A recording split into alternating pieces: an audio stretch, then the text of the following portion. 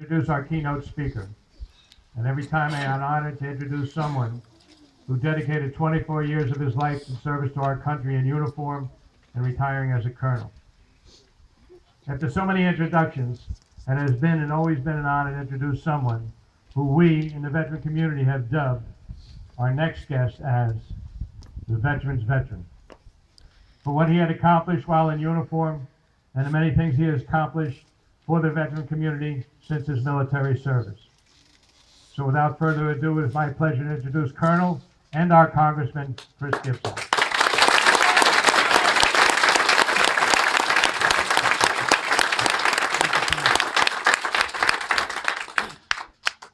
Well, friends, kindred souls, thank you very much. You do me the highest honor by having me here today, giving me the opportunity to join you. You know, my formative years, I think about, when I was 17 years old. This was before the 24 years in the regular Army.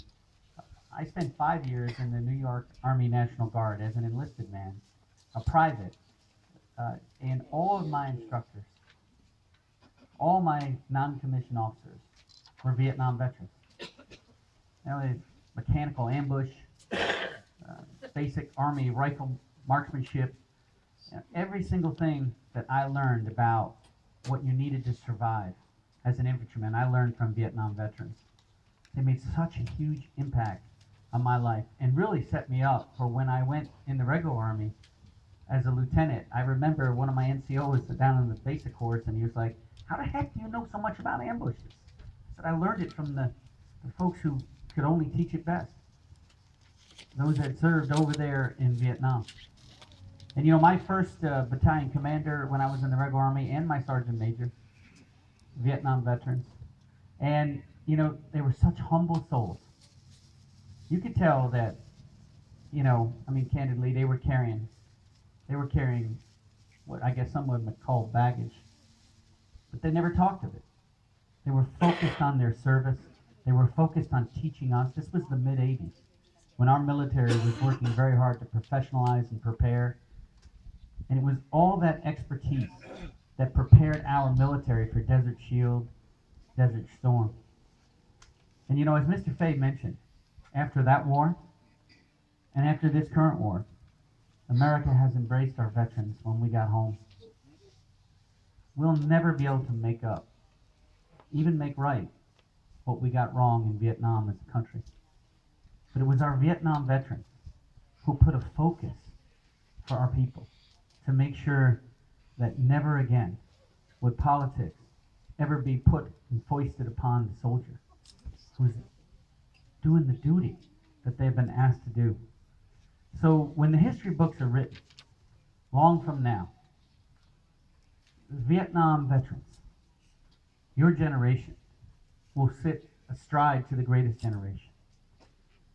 You fought a very hard war in extremely difficult circumstances, but what will put you on par with the greatest generation was the definition of character, was how you dealt with the adversity when you came home, and how you continued to serve in training the likes of people like me, and really inculcating and illuminating and educating the American people about the impacts of the war, and the impacts on the families of those who serve. Just a couple of weeks back, I was in Boonville, where we had a replica of the wall was there.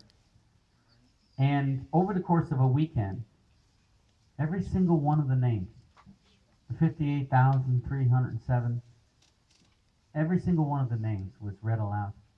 We remembered each one of the fallen by name. We know there's nothing we can ever say or do that will ever fill the holes in those families. They have been forever changed. And even now, as you think of them, and that consciousness comes, and that name comes, and that face comes, 18 years old, 19 years old, maybe 20, possibly 21. But as you look now among your comrades, and you see, I don't know how it happened, we got the gray hair now, the meds and everything else. We never forget those that we lost, and we remember them as forever young. We honor their sacrifices. But you know, in truth, and you know, this is so true, that the casualties didn't stop when the war ended. Agent Orange has taken so many of our loved ones. Post-traumatic stress, taken our loved ones. And I want you to know that I'm fighting hard every day for this. We've gotten some very important legislation, the Clay Hunt Suicide Awareness and Prevention Act signed this year, that is intended to reach out and to do better and to provide support. And I'm working on legislation now to bring more justice to the Agent Orange issue. We will not rest. We stand with you. We can, as I said, we can never make up for the wrongs. But that doesn't mean we shouldn't all close ranks together to do better going forward. You set the example for that for our country, and I fight for you every day. I want to close by very humbly conveying to Mr. Fay, on behalf of a grateful nation, a flag, a symbol of our unity, through all the good times and bad. I mean, and clearly, you know, we have challenges as a country. There's no doubt on that. But you know what? Despite all those challenges, this is still the greatest place in the world to be. We have an opportunity here for a flourishing life. We have the opportunity for redemption. We have the opportunity for second chances. This is the country. And we know that it just doesn't happen by chance. This has to be defended. This way of life has to be defended. I am very thankful that I'm surrounded by people here today that didn't read it in a history book. They didn't talk about it on the corner or make it some kind of punchline at a cocktail party. You put it all on the line for us. I convey this flag with the deepest admiration and respect, Mr. Fay. I convey it today to our Vietnam veterans on behalf of all Americans. God bless each and every one of you. Thank you.